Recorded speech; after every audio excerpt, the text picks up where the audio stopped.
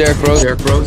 This is Derrick Broze of the Conscious Resistance. I'm here in Standing Rock. That man is wanted in 5 different countries: Chile, Argentina, Brazil. We've been fighting a long time. We've all lost so very much. So many loved ones gone. Don't you fucking tease that horse! You are not alone. There are pockets of resistance all around the planet. We are at the brink. Above all, stay alive. You have no idea how important you are. If you're listening to this, you are the resistance. Hey everyone, this is Derrick Broze with the Conscious Resistance Network, and today we are going to bring you another important interview. A returning guest and a friend of mine, Dave of the Mindful Militants. We'll bring him on in just a moment. First, though, I want to remind you guys to bookmark theconsciousresistance.com, which is where you can find all of my content, documentaries, books, essays, articles, everything that you could possibly want to be informed about what's going on in the world right now. Things like the Great Reset, the second wave, the lockdowns, U.S. elections, all that and more is going to be found at theconsciousresistance.com. So bookmark that. You can find us at float.app. Hopefully, if you're watching through Float. We are live all across Facebook, but we are also on the float.app/conscious resistance, as well as DLive on the Conscious Resistance. We're not live on YouTube right now because we're still banned for another week. But you can also find our work at minds.com/the Conscious Resistance Network. On Hive, you can join our text list so you get updates about our work. You can find our Telegram channel. Finally, if you want to find our videos in places other than YouTube, you can find us on library.tv and BitChute. All those links are found on the front page of theconsciousresistance.com. And as I said, we're getting ready to talk to Dave. I talked to him way back in January, seems like a whole nother life ago, building freedom cells and mutual aid networks with Mindful Militants. And if you want to get more on some background of what Dave does and Mindful Militants and all that, we're not going to cover that 101 stuff today. You can go back and find that in the old interview, or you can visit mindfulmilitants.org to learn more about what they do. But today we're going to talk specifically about how Dave and Mindful Militants are handling the lockdowns in Australia. He is living in Melbourne, Australia, which some of you have known. You followed my work. I've talked about what's going on in Australia and New Zealand. He is living it firsthand, and he's going to talk to us about that, as well as how his freedom cell, his community, in a decentralized manner, is sort of combating and dealing with this reality. So without further ado, what's going on, Brother Dave? Hey Derek, man, fantastic to be on the Conscious Resistance again. And yeah, firstly I just want to say, man, I love your new intro. Like that new intro you edited is fantastic. Thank you, I appreciate it. Yeah, it's like it gets you pumped up, I think. Yeah, it gets you really pumped up, and it's a fantastic quote. And thanks for streaming live. Thanks to anyone watching. We're also streaming live on our YouTube channel right now, Mindful Militants. Sweet. Yeah, so awesome. We're learning a few tricks of the trade as we progress and get better in our content journey. Yeah, absolutely. I was just let me show the website again for those who are watching this. We're also going to what I've been doing also is taking the audio versions and posting them on our Spotify channel. So some of you might be listening, but the website is mindfulmilitants.org. And excuse me, the headline, Supporting Sovereignty with the Power of Education, Health, and Community. I really love the way you kind of narrowed that down, brother. And let's just jump right into it, man. Like I told everybody earlier, if you want to hear the 101, get to know you a little background, they can listen to our previous interview. But today we're dealing with more pressing matters. I think a lot has changed since that first interview, Derek. Yeah, isn't that crazy? That talk was in January, and it's now October, and you're living in a totally different reality. So tell everybody, let's talk about that. You live in Melbourne. Mm-hmm. What's going on? How has COVID affected your whole life now? Yeah, so I live in Melbourne. I live in sort of like the suburbia of Melbourne in Victoria, where it's been interesting seeing not only you report on the situations in Victoria, but a lot of other journalists that I've followed. And it's crazy to have this spotlight on something that we are living through. And a lot of people, I guess, have seen that Victoria has some of the worst lockdowns and some of the longest lockdowns. We're in stage 4 lockdowns. And it's been going on so long that people and like the psychological effects of people are just becoming nearly apathetic to what's going on. So it's to summarize it in a quick word, it's really bad. Like we can't go out 5 kilometers of our home. There are checkpoints set up around the roads. You can be driving to work. My partner, Jade, my girlfriend, was literally a block away from her own home in our suburb. We live in the same suburb. She was a block away from her home without a mask on, getting groceries, and cops pulled her over, had the sirens on, pulled her over, started questioning, looking up her address, checking the database to make sure she's within 5 kilometers of that house, checking if she, and the thing is, you're allowed to leave your house, but it's only for like 1 hour of exercise, allocated exercise, and if you're beyond that, you need a lawful reason to even leave the house. So this police officer, who was incredibly, and we have the video of it, it was incredibly intimidating,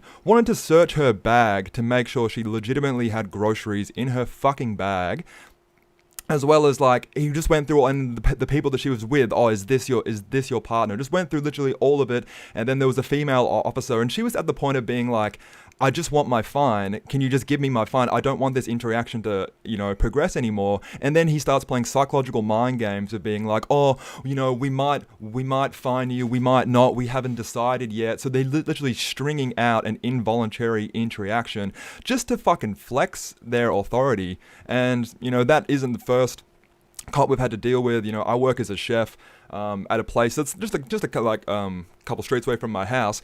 Everyone there wears masks. I'm sort of, I did not enjoy wearing a mask at the start, but my managers unfortunately said they might cut my shifts if I do, so I do wear one. But on a day that I wasn't even there, we had cops come into our workplace because someone in the community has called the cops that staff aren't wearing masks, and everyone there is wearing masks. So the only person that would have been wearing a mask is someone who was maybe at a barista machine who took the mask off and put it down their chin. And cops are being called out to that. So it's interesting the level of snitching we have around us. I've had people pull up to me in the side of their cars and harass me out their windows for not wearing a mask and stuff like that. And I even have friends who live out in Ballarat, and Ballarat is a famous place where the video of that pregnant woman who was arrested came out of. And in Ballarat, they're already rolling out facial recognition cameras that recognize if you wear a mask, and if you want to enter the grocery store to buy fucking vegetables and food, there's a turnstile and it'll turn green if you are wearing a mask, and it'll turn red if you're not wearing a mask, and it physically won't let you in. So there's just like, it seems like, and it's making no sense. And this comes all off, yesterday the omnibus bill was passed in Victoria, and I was staying up to date with that. There's been some amendments made to it, but now basically they can search your house without a warrant if they believe you're posing a significant risk to public health.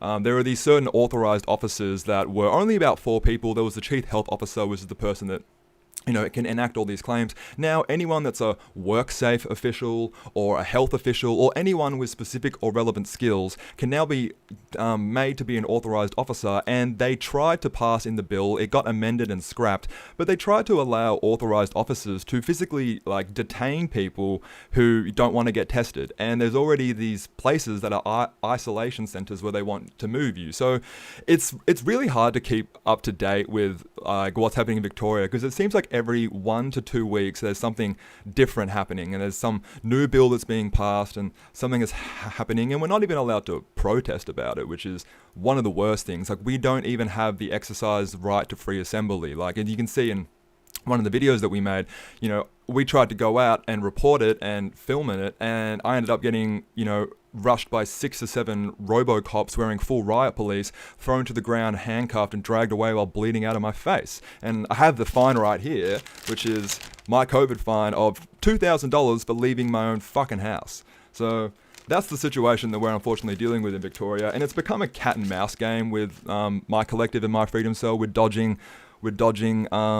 the restrictions in a house. I have to literally fake a business registration and get an ABN and sign my own work permit so I can go to a hardware store to buy soil to fucking put in my garden. If someone told me last year that, hey man, you'd have to commit a fake permit and register fake businesses to go to a hardware store, I'd be like, brother, you're smoking crack. But alas, here we are. Well, before we get into that, because I definitely want you to talk about some of these strategies, Dave, because I think that it's weird, right? We're physically living on the same planet, but we're also existing in a different reality because, the U.S. is getting more and more crazy. I'm here in Mexico where things are relatively calm and completely different.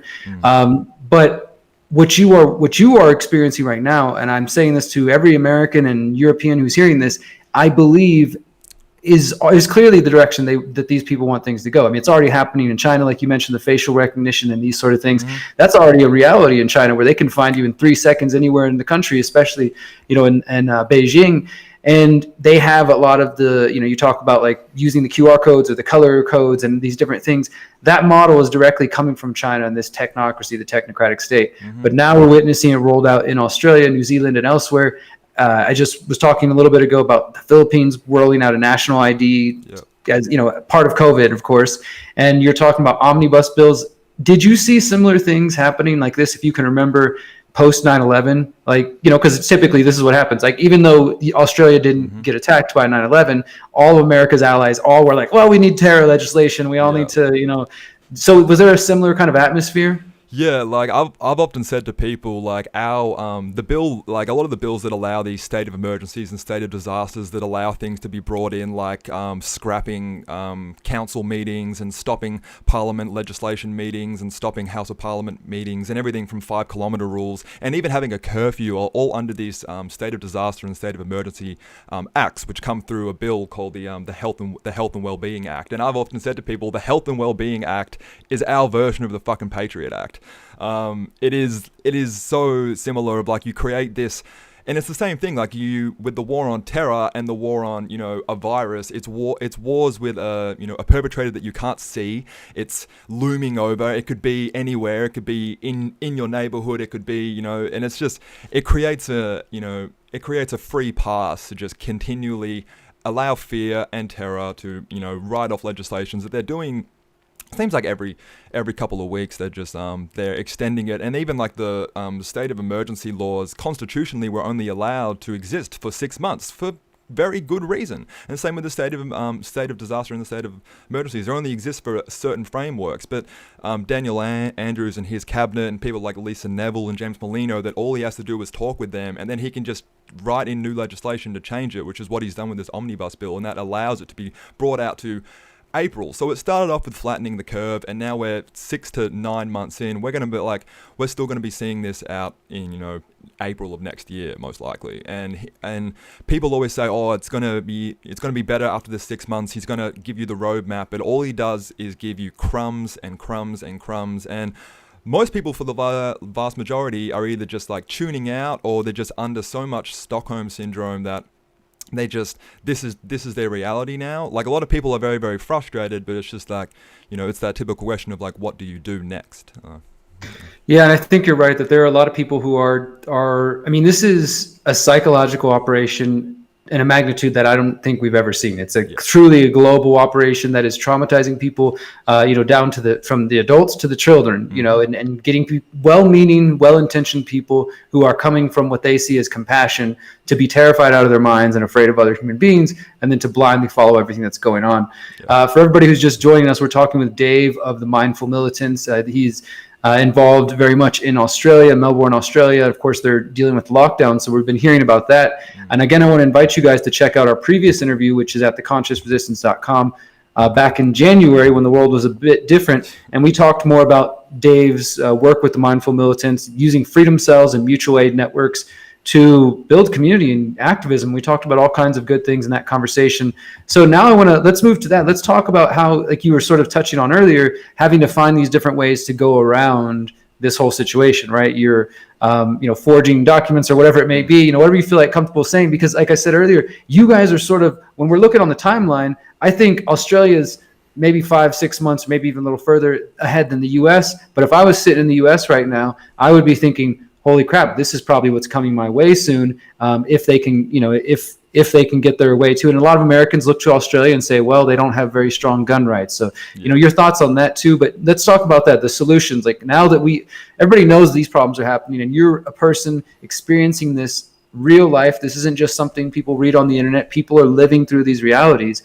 How do you, as somebody who cares about freedom, cares about independence, sovereignty, how do you deal with this situation?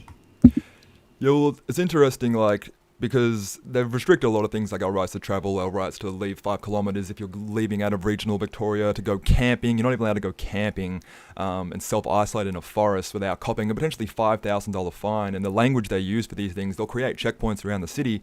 And the Victoria Police have a fun habit of just using draconian terms. They literally call it the Ring of Steel. That's what they call the checkpoints around the city. So when it comes to wanting to move freely, it takes a really strong mind to just sort of go out, not wear a mask, drive out, and just be like, hey, if I get pulled over and I get fined, that's just the reality of that. Not everyone can do that, and I've had to meet up with friends and have business meetings and have this and that, and I've also just wanted to just go, buy things from a hardware store, because a lot of some stores are allowed to be open, but they're only allowed to be open to trades workers or certain things, and you want to go get soil or stuff like that that's not a delivery-based service, and it can be quite a struggle. So I guess the first step that we've sort of found is like reading into the documentation. What do you need? A lot of the times when it comes to bureaucratic totalitarianism, you can have all the understanding of your legal rights and your state-based rights and the Charter of Human Rights, and you can be fluent in that. But at the end of the day, what I've learned through all of this, it honestly doesn't really matter when it comes to dealing with frontline police officers, because it's always at their discretion. So the best thing I've found is just like speaking their robotic language of having the paperwork, and sometimes that's as obviously there's some things I shouldn't say, but at this point, I've already been fined. I've already been watched by police. At this point, I don't really mind sharing the things that I've learned. But it comes to registering a business and, making a delivery service of being like, hey, I own a computer-based repair business. Then you can download the Victorian travel work permits and you can sign it. You can sign anyone else's employee, and you can travel around. And then that way, if you're dealt with a cop who pulls you over for whatever reason, which happens, we drove past we had to go to the hospital the other day. We drove past a checkpoint, and they were funneling people through and checking where they are and where are they going. You can at least give them the paperwork so they can calculate it in their brains and go beep boop boop, cool, this is a piece of paper, blah blah blah blah blah. Like, you're allowed to now not get fucking molested as you travel on the road. So that's the best way I've sort of found it to be, as well as it's funny driving around the checkpoints, and we left to go camping for my birthday the other week, because I said if I have to spend my birthday dealing in suburbia with people that think I want to kill their grandma when I want to go get a coffee and breathe fresh oxygen, I'm going to go insane. So I'm like, let's go camping, let's go out with some of the crew. A lot of the Mindful Militants members crew came out, and that was a whole process of registering business, getting a tax file number, blah blah blah, and doing all of this, and then driving along the freeway. And then it's funny because Google Maps will literally just say, hey, there's a freeway and there's this giant red line of traffic, that's probably a checkpoint, so you can just drive around it and drive down a different road. And they'll have all this, this was literally the week where they were putting all in the news of, we have the Ring of Steel, it's going to be $5,000 if you get caught in regional Victoria. And we drove all the way out, 3 hours out of Melbourne. We didn't see one cop the whole fucking time. So it's really hard to know what is genuine authoritarian flex and what is just fear. Because fear is the biggest tool that they have in this, and there's so much Chinese whispers. I remember I would go get my coffee from a local place that I would go to, and a lot of the times they'd say, oh, you need to wear a mask, we can get fined, and that was just the narrative that I ran with, until it was only 3 days ago. I actually went on the DHH health government website, and it has a frequently asked questions, and one of them was if customers refuse to wear a mask, do I get fined? And it says no, the businesses don't even get fined if customers refuse to wear a mask, but it's just these Chinese whispers of fear that they use to instill in people. So if people start ending up enforcing policies they don't even understand for laws that don't even exist. I just want to add to that, because it's a similar thing. The U.S. has been telling people in the United States since March that the borders are closed down, that there's no way to get out of, come to Mexico, that you can't come down here. I still have people asking me, well, aren't the borders closed down? And I've traveled back and forth a couple times now.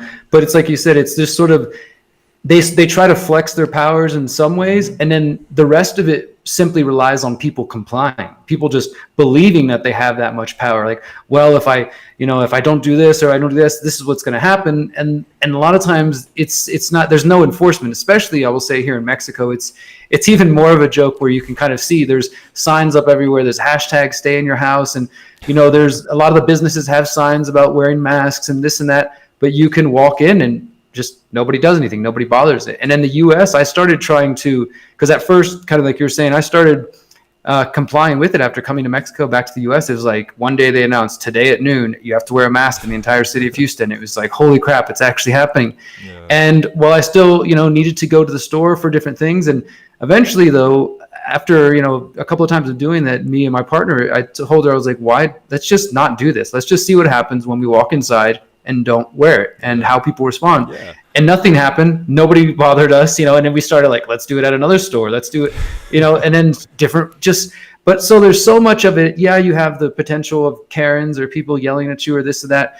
you know, the sort of good Samaritan statist or whatever. But generally, it, like you were getting to, a lot of it is just, it's scare tactics built on fear. And that is one of their biggest weapons. So you were giving some kind of practical tips about, at least in Australia, you know, you have the ability to say that you have running like your own kind of private business, and then become, I guess, an employer, right? To be able to write these permits for other people. Is that what you were saying? Yeah, pretty much.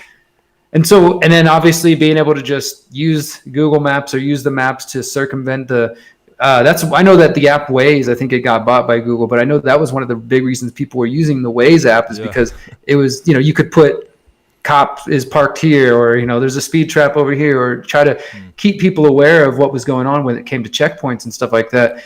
What other kind, and then you talked about just straight up just going out, like, let's just get out there. You want to go out and camp? Like at some point, people need to accept that unless you're just going to be a blind, obedient slave, you are going to have to break the law. Yeah. You are going to have to break law if you want to remain free. If you want to remain free, if you don't want vaccines forced on you, if you don't want to be confined to your homes, if you don't want to be fined, you're either just going to stay at home and do it anyways and do it sort of begrudgingly, or you're going to say, you know what, I'm still going to live my life and I'm going to find a way around this, which I think is what freedom cells and counter economics and agorism is really all about. You know, it's like saying that we're not just going to listen to the state when we know that those laws are unjust, that they're immoral. And I do think that there will be a market, if this continues, a black and gray market for forged documents, for you know, doctors who are willing to write vaccine exemptions and all these sort of things. So share any other tips you want to, just about the experience and how you as a group have been kind of handling it, both on the, you know, practical, but also like the spiritual and more moral level, like, you know,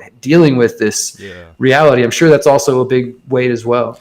Yeah, it's definitely a big weight, and sometimes like you really got to not check your phone first thing when you wake up, because you can, like, when you're waking up in Victoria and you're checking a video of some, you know, lady that's been pulled over and harassed, and another old lady that's been arrested, and then, like, you know, you're checking your flight radar app, and there's fucking helicopters that have been doing circles over your suburb in the middle of the night, and then there's another article about, you know, down in Frankston they're using drones on the beach to make sure you're not sitting down at the beach and making sure you're exercising. It can really weigh on your mind. But again, a lot of it is just this Chinese whispers, hysteria, people going along with the narrative and just buying it and not thinking twice about it. Like, we went to a store the other day where they have a it was like a bottle shop, which is Australian slang for like an alcohol shop. We walked in with three of us, none of us were wearing masks, and there's a security guard standing right there, and of course he's there to make sure. Well, they're there anyway at night time because it's a alcohol shop. But we walk in and there's like security guard standing there, and he's like, "Oh, where are your masks?" And we just straight up walk in. I'm like, "Hey man, like, I don't wear a mask and I don't want to wear a mask. That's that." And I just walked past him, and dude didn't even do anything. He just stood there and then didn't even really care. Like, he's not probably paid enough to care. Went and bought the alcohol, went to the counter. Now, keep in mind, the counters, like, they're wearing masks and they have a giant plastic riot shield that wraps around the entire fucking checkout. So there's literally no way I could even spread COVID to them. And then you know, there's this clerk there saying, "Oh guys, like, where are your masks?" And I'm like, "Man, I don't wear a mask. Like, can I just like get this and leave, please?" And then because you're allowed to have a medical exemption in Victoria. So if you say you have a medical exemption, you can be exempt from certain things. It's different for private business, but if you get pulled over by a cop, you say you have a medical exemption for not wearing a mask, under DHHS, you're not actually legally like required to provide a certificate or even have a certificate. So you can just say that. And my friend, by the way, still member, was like, "I have a medical exemption." And he's like, "Oh yeah, what's your medical exemption?" He's like, "Yeah, I can think for myself," sort of thing. And then he turns around and he goes like, "Oh, do we have to serve these people?" And I thought it was kind of funny. The manager was like, "Yeah, you do." So they had to serve us. So a lot of these businesses, larger corporations, and I've been to places with, like, you know, Woolworths and Coles and the larger stores, grocery stores, where you think, you know, you're not going to be allowed entry. I haven't been like rejected entry to like most places. Like, the only places I've had people be a bit more nervous with business owners, just like small businesses. And I say, hey, like, I'm very frank with them. I'm like, hey, I go in and I say, hey, if you're uncomfortable with me not wearing a mask, like, you can tell me that and that's fine. I'll just go get my coffee somewhere else. And a lot of them say, oh, nah, like, usually their number one response is like, oh, no, it's just other people. other people get nervous. They bitch to us. They want us to make us the police. A lot of them don't actually care, and a lot of them like I've spoken to a few that they believe that it's kind of all bullshit as well, but they're just scared, and they're in this state of being bullied by other people. And it's just like you get into this narrative of just going along with it. And the thing that I find just the most, it's sort of daunting is when I'm bike riding home from my job and it's 9 o'clock at night and it's nighttime and someone's walking their dog around their block with a full face shield on and there's nobody around. I literally will sometimes stop on my bike, or if I see a neighbor taking his bins out to the end of the street with the mask on, I've started just giving them a quick little jolt of reality and going, hey man, what are you doing? Why are you wearing a mask? You're taking your bins out, brother. And just I think they need that. It's literally there's that fantastic story about the emperor's new clothes. If everyone just goes along with it and just believes it, all it takes is that one little kid to go, hey, you're being a bit silly, and it's they start questioning about, oh wait, I am being a bit silly. And it's just you can do it in a polite way, in a compassionate way, in a caring way, but it is unfortunately the herd majority that will pull a lot of us into this, and I refuse to be pulled into that. And you never know who you're inspiring by just doing what you're doing. And I've even walked into stores where I've waited to give people the grace of buying their chocolate cakes, for example, and then I've walked in and the clerk behind the counter doesn't put their mask back on because they see that I'm not wearing a mask and they feel comfortable to not wear it. So a lot of people are in that boat. They just have this social pressure, and a lot of it is. And there was a fantastic story that came out 2 days ago with this guy in Melbourne. He runs a store called Henry's Clothing. I'm not sure if you've seen it. He just opened his business. He's like, I'm fucking done with this. I'm opening my clothing store, and he's sold out of his stock in the first 2 days. And the cops came and they said, oh, you can be fined 10 grand. He's like, fine me. I'm not going to pay it. I'm not going to do it. I don't want to be on benefits. I've never been on benefits in my life, and here I am taking government benefits, which is what they want. They want us all on their payroll, so they're easily controlled. And he just opened it, and he's encouraging other people to do that. And there's been 20,000 something fines given out.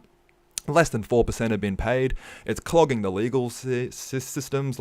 I'm not even going to contest this fine. I'm just going to see if they even send me a remand letter. And if they send me a remand, then I'll contest it, because it's easily contesting. But it is that thing of just seeing how far the rabbit hole goes.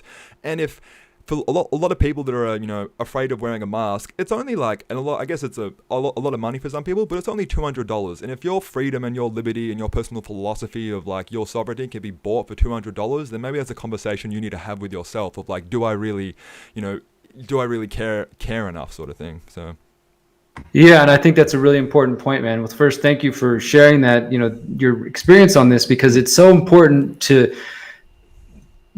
know, for other people, as you said, to know that some people are pushing back, because something as simple as not wearing a mask can make another human being feel like, oh, okay, I can take this off, I can breathe. And yeah. I've had the same exact thing happen. In fact, when we're out, if we're around somebody, we notice that they're wearing the mask and maybe they seem like they don't want to, or they're kind of hesitant. We make it clear, you don't have to wear that because of us. You are free to take that off around us, if you want to, and just making it clear to people, because it's they kind of connect, and there's a part of them that doesn't really want to do it anyways. But I guess that social pressure, or that fear of, well, some people are going to complain, or there's always this worry that somebody out there is going to do something about it, right? And so everybody's afraid of this mythical someone that's going to go tell on you if we don't run things this way. But it is that fear that drives the system, right? Because the states, at least here in the United States and other parts of the world, they basically threaten businesses. If you don't enforce these mandates, well, then we're going to fine you. So then the shit rolls down the hill, and everybody's like, well, I got to comply.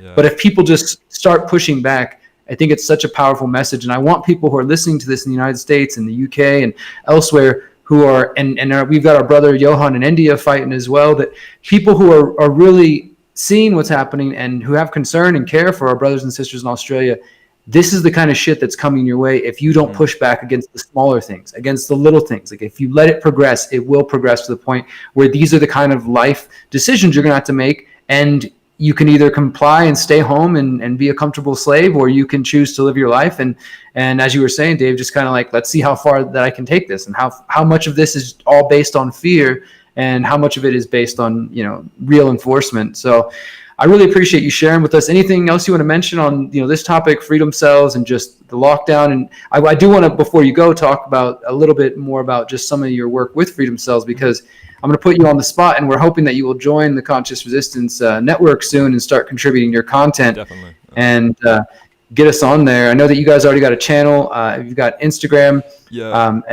You're just talking about an older video where I'm looking at one with Victorian riot police from 5 weeks back. So you guys can find them on Instagram, and tell us all about that, about like some of the other work you're doing and what people can expect once you start contributing to the Conscious Resistance. Yeah, so we're definitely leaning into making more content. We've been sort of like getting the tools of the trade ready for that.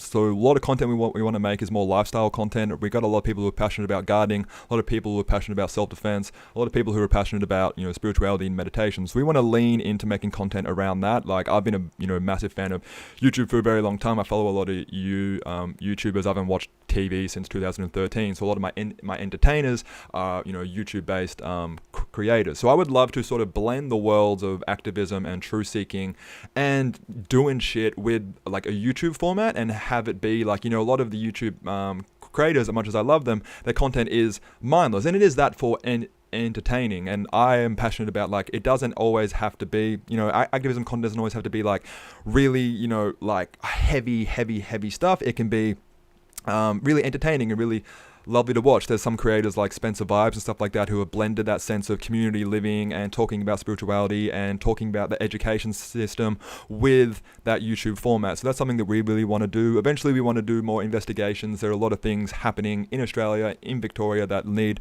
a lot more light shed on them, so a lot more journalistic content down the line. But right now we're sort of really wanting to do more commentary style stuff. I want to start going to council meetings in my area of Kingston and having eyes on that, and seeing and just connecting the dots of who's who. And we've already started building databases on our websites of articles and instances of Victoria Police. We want to start doing that on a person basis for politics and stuff like that. So, and eventually, I would love to eventually start contributing to the Conscious Resistance. I've been a big fan of you and you guys for years, so contributing that kind of content would be fantastic. And now we have some of our members have moved up north to Byron Bay as well. So now we have members in different other pockets of the country. So we're able to get content from up there, where it's a much more people who are into like gardening and growing food and self-sustainability and stuff like that. And we want to document our journey in that, because a lot of us are very young. We're still on that journey. Like we want to eventually acquire land, and we're still learning about the processes of doing that. So we want people to come and learn with us, and also make the process of collectivizing with your friends and creating a culture around that. That's something I'm really personally passionate about. Yeah, lots of awesome stuff, brother. And I really do hope that the time comes very soon that things that you guys and your fellow Australians are able to push back against these measures, and that some sanity returns. And when that happens, I will happily be coming to visit you over there and inviting you down here to Mexico to see what we're doing as well. And the moment you're ready to contribute to the Conscious Resistance, you are more than welcome to. I appreciate the message and the work that you guys do. Once again, everyone, the website is mindfulmilitants.org. Please go over there, bookmark their website, visit them, subscribe to their social medias, the Instagram, the YouTube, learn more about the work that they do and how they're dealing with not only the chaos of COVID-19, 1984, but the positive work that they're doing, as Dave was talking about, getting into gardening and just really trying to expand the horizons here. And before we do close out, I want to remind everybody that we have been live. Just for those of you, I know most of you are probably watching this on Facebook or maybe afterwards on Library or BitChute or YouTube or elsewhere. But just so you can see, we are live on DLive as well. This is what DLives look like. DLive looks. And we're also live over here on float.app. So just to give you guys some alternatives, float.app/conscious resistance. That's where you can find all of our content, and you can see us live as well. And the same thing with DLive. So you don't have to be dependent on the Facebooks and the YouTubes of this world. Just as we're talking about alternative information and taking care of ourselves, we have to learn to not be dependent on these social media systems as well, because they do not represent our values. Yeah. So any final words, brother? Thanks for having me on, man. I really appreciate coming on here and being able to talk on your platform and everything. And yeah, awesome conversations. Keep an eye out for like what continues happening in Victoria, as I will be making more content and more regular content, trying to get out maybe like one video a week, one video a fortnight at this point. But yeah, lots of things to come. So appreciate it, Derrick. Yeah, and I just remembered one last reminder, everybody. If you enjoyed what you heard from Dave and you want to hear more, join us this Saturday for the Freedom Cell the 6th International Freedom Cell conference call. We'll be hearing from Dave and our brother Johan in India, both of them again describing what they're dealing with related to COVID, but also how they're providing solutions. So look forward to that on Saturday at noon Central. You can find more about that at freedomcells.org. Until next time, guys, thank you so much for watching. This is Derrick Broze of the Conscious Resistance. Remember, you are powerful, you are beautiful, and you are free. Peace. This is Derrick Broze. This is Derrick Broze of the Conscious Resistance. I'm here in Standing Rock. That man is wanted in 5 different countries: Chile, Argentina, Brazil. We'll be fighting